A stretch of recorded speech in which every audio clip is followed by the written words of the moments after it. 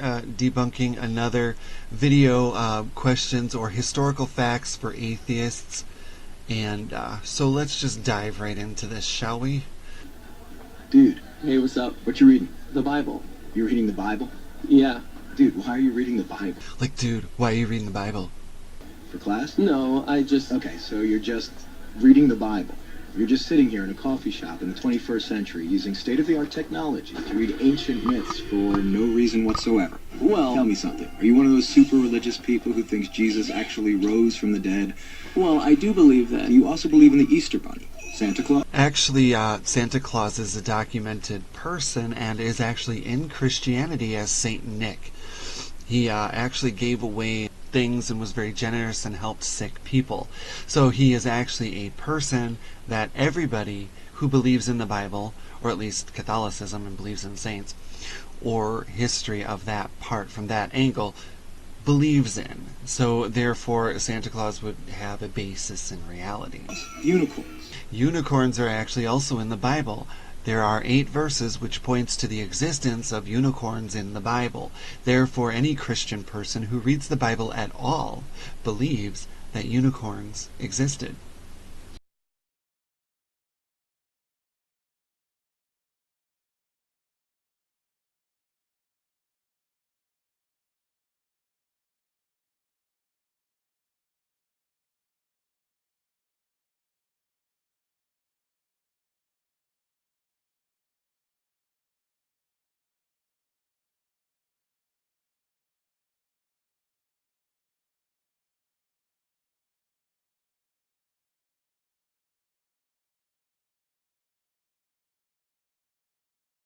Bigfoot. Ever been abducted by aliens? And do you buy into all those other ancient myths about dying and rising gods invented by primitive nomadic tribes back in the Bronze Age? No. Actually, it says no, but yes, they actually do, because the Bible speaks of other gods as well.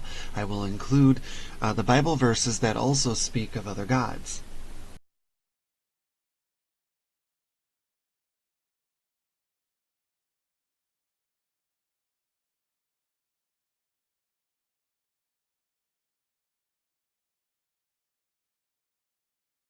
So what's the difference between Jesus rising from the dead and all those other fairy tales? Here's the difference. My belief in the resurrection of Jesus is rational. It's based on historical facts. What are those historical facts? Facts? What facts? Well, first, Jesus died by crucifixion. Whoa, hold on. We don't even know if Jesus existed. Why should I believe your facts? Well, because the 5 facts I'm going to give you are backed by so much historical evidence that most professional critical scholars who study the subject accept them as true. That includes skeptical atheist scholars. Well, let's see these historical facts, and hopefully you back up your story with some sources here. Okay, so Jesus was a guy who actually existed and then got himself killed. So what? That's the first fact. I like how he didn't list any actual facts. There was nothing factual there to back up his claim that Jesus was an actual person. He just said that's a fact. He didn't provide any facts there. So there's a hole in that right there right away. Second, his disciples were convinced that he rose from the dead and appeared to them. Lots of people are convinced of lots of things on a regular basis every day. Lots of schizophrenic people claim to see Jesus as well. Like, that doesn't make it a fact just because lots of people. There are lots of people that claim a lot of things in this world that are just simply not true.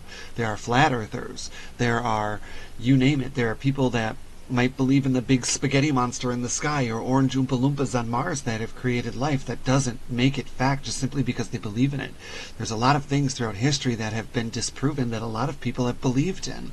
Once the whole world followed Zoroastrianism, or the known world recorded, then it was, Judaism, but at one time, it was the Greek gods. Third, Paul, a sworn enemy of the early Christians, suddenly became a Christian.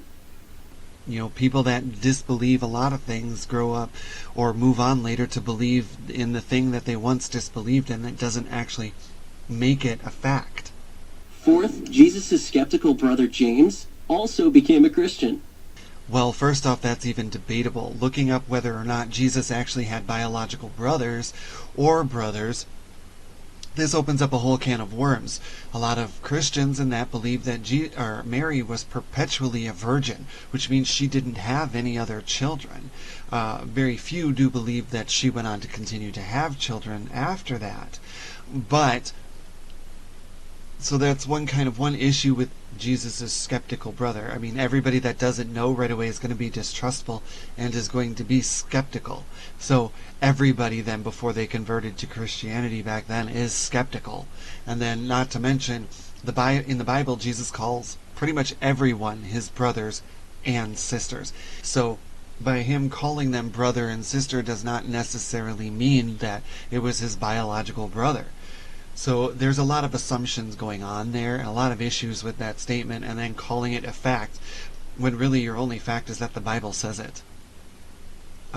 That's not a factual basis. That doesn't create historical evidence. And fifth, the tomb where they put Jesus' body was empty. Okay, so the issue with that tomb being empty, that doesn't really mean anything. There's grave robbers, there's all sorts of stuff that happens. So let's just say there was a figure like Jesus, or a figure named Jesus.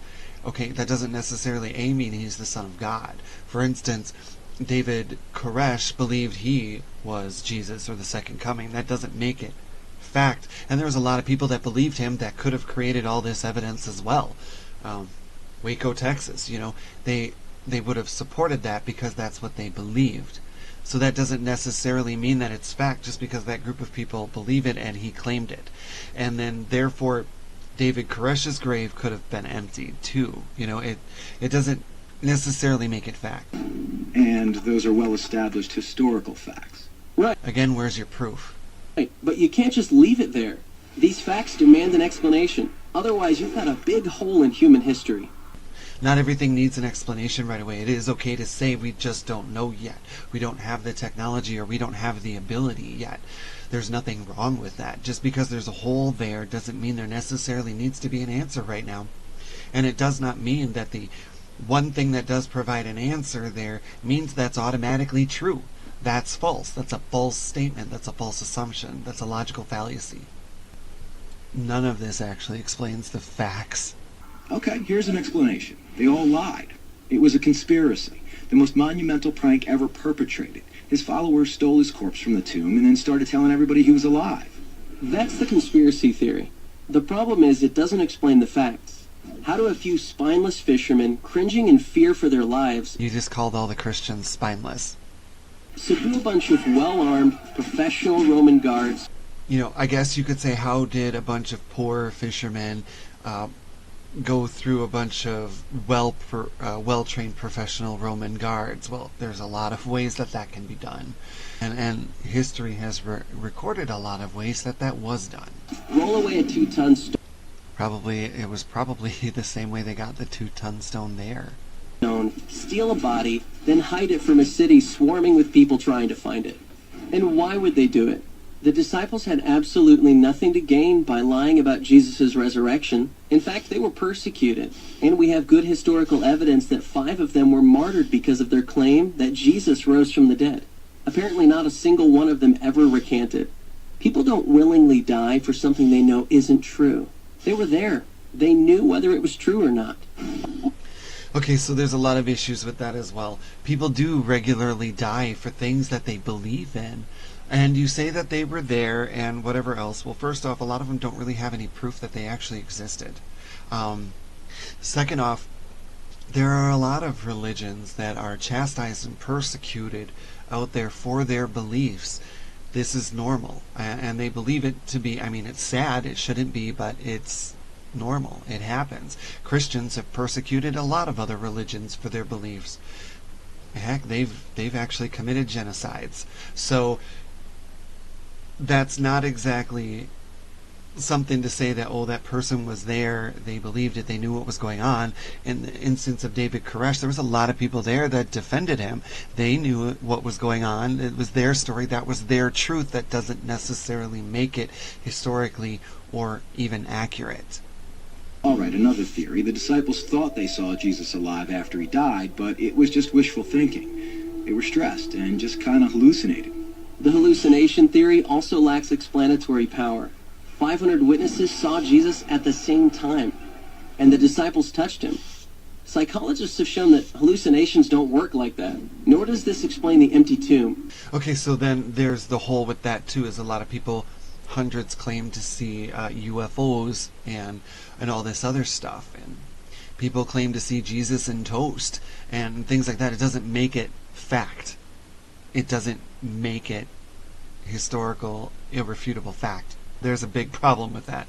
And then you call it hallucination theory. Well, I guess supposedly it could be deemed that, but a lot of people claim to see a lot of things. The disciples touched Jesus and all that, but that still, I mean, the source is the Bible. There's no other source. I could go pick up a fictional book in the bookstore and say, hey, well, this has to be true. It's in this book. Just because it's in the book does not mean it's true. Okay, look. Maybe there's some other explanation, but the bottom line is dead people stay dead. Rising from the dead would be a supernatural event, a miracle, and science has proven that miracles don't happen. Oh, really? When did that happen? I don't know. I just kind of heard it somewhere. Just kind of heard it somewhere? Science has not disproven miracles. In fact, that would be impossible. Why? Science deals exclusively with natural phenomena. Physical matter and material processes, right? Yeah. But a miracle, by definition, is not a natural phenomenon. It's supernatural. So a supernatural event would lie outside the boundaries of science. It's logically impossible for science to throw out any hypothesis that lies outside its boundaries. Okay, so there's a logical fallacy in there, and that science has actually proven a lot of things that were to be considered miracles as not actually miracles, and there's a science behind it. So they do understand a lot of those things. So while your argument is that because it's supernatural, science has nothing to do with it, that's not 100% true. You could use magnets as an example. They used to build temples out of lodestone and stuff, and statues would float. And of course that was the miracle of their god or whatever. But science has proved that it is no miracle. It can be duplicated and it can be replicated. This is oftentimes the problem that scientists run into with theists, is that science oftentimes does disprove their theories and their beliefs.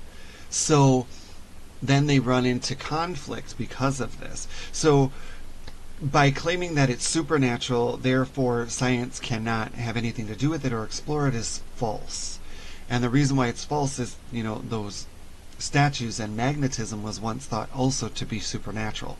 But thanks to science, we figured it out. And science will progress enough in one day possibly to explain other things that happen. That does not mean that just because it can't right now means that it's invalid, or that science won't one day be able to explain such things. And actually it's well on its way to doing a lot of that. Why have I never heard this stuff before? I don't know. Maybe because it's scary? Scary. Yeah. As long as Jesus rising from the dead is just a fairy tale, like Santa Claus and unicorns, it doesn't threaten my little world. But if it's a fact, if he actually did rise from the dead, that's huge. It's a total game changer. And that's why it's so hard to think about it objectively. Whoa. Yeah. Mm-hmm. Big whoa. Yeah, the big woe. The big woe is that people actually believe this, and I have such a hard time with it. For instance, if you believe in God, you have to believe that God created every single soul. God created every single soul with specific personality traits and other things, knowing that they weren't going to obey him, and then he was going to throw them into a pit of fire and torture them. That's awfully sadistic. Not even just that, but that also means that God created Satan, knowing he was going to betray him, and doing all this stuff to us and torturing and causing diseases. Why would God do that? Why doesn't God just destroy Satan or kill him? You could say because he loves him, but then he didn't need to create him in the first place. All of this is like one great big soap opera that we just really don't need to live in. And if I had my choice at all, I would choose oblivion. Because why would I participate in such a thing? That's just so obnoxious, really. And so that's the big whoa. Alright everybody, thanks for watching and have a good day.